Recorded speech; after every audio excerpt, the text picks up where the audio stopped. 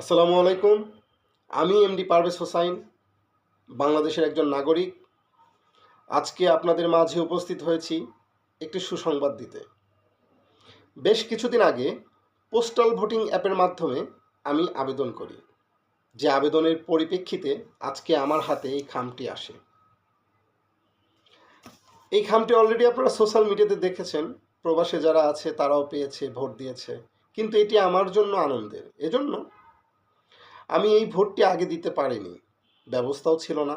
কেননা স্বৈরাচারী ফ্যাসিস্ট শেখ হাসিনা দীর্ঘ 17 বছর ক্ষমতায় অবৈধভাবে দখল করেছিলেন, মানুষের ভোটের অধিকারকে ক্ষুণ্ণ করেছেন, গণতন্ত্র ব্যবস্থাকে হত্যা করেছেন, দেশের সার্বভৌমত্ব বিকিয়ে দিয়েছেন। সেটা থেকে আমরা বেরোতে পেরেছি। 12ই ফেব্রুয়ারি 2026 জাতীয় নির্বাচন অনুষ্ঠিত হতে যাচ্ছে। এই নির্বাচন অত্যন্ত গুরুত্বপূর্ণ। দেশের মানুষের কাছে আমার অনুরোধ থাকবে, আপনাদের প্রাপ্য ভোটের মাধ্যমে পছন্দের প্রার্থী, প্রিয় দলকে বাছাই করবেন। পরবর্তী রাষ্ট্র পরিচালনার দায়িত্বভার তাদের কাঁধে তুলে দিবেন। কেননা এই দেশটা বড় বিপর্যয়ের মধ্যে আছে।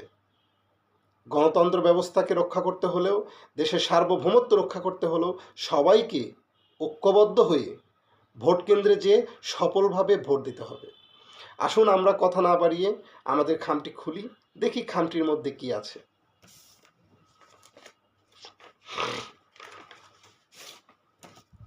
দুটি খাম আছে, আমি একটি খাম খুলব এজন্য গণভোটের ব্যাপারে। এটা আমার খুব আগ্রহ, কি আছে এটার মধ্যে, আমি আপনাদের কাছে এটি শেয়ার করছি।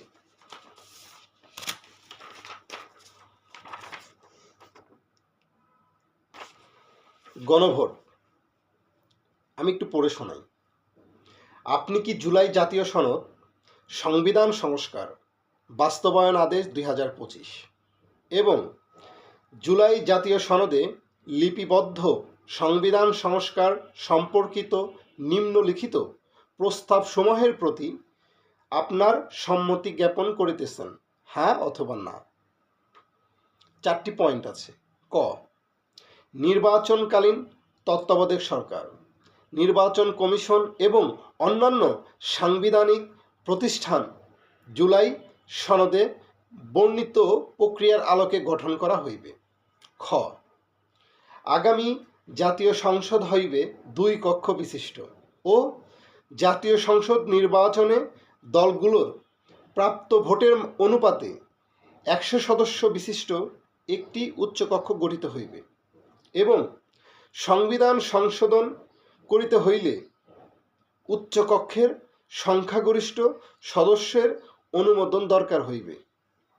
গ, সংসদে নারী প্রতিনিধি বৃদ্ধি, বিরোধী দল হইতে ডেপুটি স্পিকার ও সংসদীয় কমিটির সভাপতি নির্বাচন, মৌলিক অধিকার, বিচার বিভাগের স্বাধীনতা, স্থানীয় সরকার, প্রধানমন্ত্রীর মেয়াদ, রাষ্ট্রপতির ক্ষমতাসহ তফসিলে বর্ণিত যে 30টি বিষয় জুলাই জাতীয় সনদে ঐক্যমত হইয়াছে, সেগুলো বাস্তবায়নে আগামী সংসদ নির্বাচনে বিজয়ী রাজনৈতিক দলগুলো বাধ্য থাকিবে। ঘ, জুলাই জাতীয় সনদে বর্ণিত অপরাপর সংস্কার রাজনৈতিক দলগুলোর প্রতিশ্রুতি অনুসারে বাস্তবায়ন করা হইবে। আপনি কি এটার সাথে একমত? যদি একমত হন অবশ্যই হ্যাঁ দিবেন, যদি একমত না হন অবশ্যই না দিবেন। এখন আপনি বলতে পারেন আমার মতামত কি? আমার ব্যক্তিগত মতামত, আমি জুলাই জাতীয় সনদে না দেব। এজন্য না দেব, এখানে 4টি পয়েন্ট দেওয়া আছে, আরও হয়তো পয়েন্ট আছে যেগুলো এর মধ্যে তুলে ধরে নাই, কিন্তু আমার কাছে যেটা মনে হয়, গণভোট হবে যে কোনো একটা টপিকে, একটা বিষয়ের উপরে গণভোট হতে পারত, কিন্তু অনেকগুলো পয়েন্ট দেওয়া আছে যেটা এদেশের মানুষ বুঝে না। যেমন ধরেন এখানে একটা কথা বলা আছে, এই যে সংসদের নারী প্রতিনিধি বৃদ্ধি, বিরোধী দল হইতে ডেপুটি স্পিকার ও সংসদীয় কমিটির সভাপতি নির্বাচন, নিচে দেখবেন সেগুলো বাস্তবায়নে আগামী সংসদ নির্বাচনে বিজয়ী রাজনৈতিক দলগুলো বাধ্য থাকিবে। সংবিধান সংস্কার বা আইন প্রণয়ন এটি সংসদেই হয় এবং যারা জনপ্রতিনিধি জনগণের নির্বাচনের মাধ্যমে নির্বাচিত হয়ে সংসদে যায় তারাই সংসদে এটি পাশ করেন। আসলে ইনাদেরকে বাধ্য করা আসলে এটি আমার কাছে কেমন যেন দৃষ্টিকটু লাগে। তাই আমি জুলাই সনদে না দেব, এই বিষয়ে আমি অবগত না। জুলাই সনদের ব্যাপারে আমি না দেব। এদেশের মানুষ আমার মতো অনেকে অবগত না। আর তারপরে আর একটা ব্যাপার হয়েছে, জুলাই সনদ এটা আসলে কি বলবো,